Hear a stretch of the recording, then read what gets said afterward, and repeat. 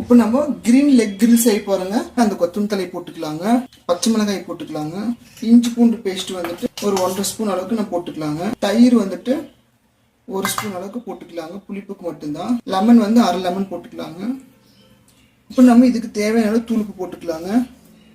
இது வந்து நல்லா எவ்வளோ பேஸ்ட்டாக அரைக்க முடியுமோ அவ்வளோ நல்லா பேஸ்ட்டாக அரைச்சி எடுத்துகிட்டு வந்துக்கலாங்க. இப்போ பாருங்க, நம்ம நல்லா பேஸ்ட்டாக வந்து அரைச்சி எடுத்துகிட்டு வந்தாச்சு. நம்ம இதை அரைச்சி எடுத்துகிட்டு வந்த மசாலா வந்துட்டு நம்ம வந்து சிக்கன் லெக்கில் வந்து தடவிக்கலாங்க. வந்துட்டு நல்லா வந்து மசாலா வந்து அப்ளை பண்ணிங்க. ஒரு 10 நிமிஷம் நல்லா ஊறட்டும். ரெடி பண்ணி எடுத்து வச்சிருக்கிறேன் அந்த லெக்கை வந்துட்டு இது கிரில் பேனில் வந்து வச்சு விட்டுருலாங்க. இப்போ நம்ம அதை ஓப்பன் பண்ணி உள்ளே வச்சுக்கலாங்க.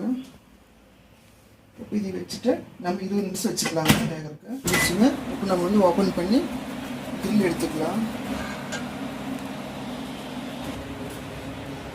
இப்போ நமக்கு சுவையான கிரீன் லெக் கிரில் வந்து ரெடி ஆயிடுச்சுங்க.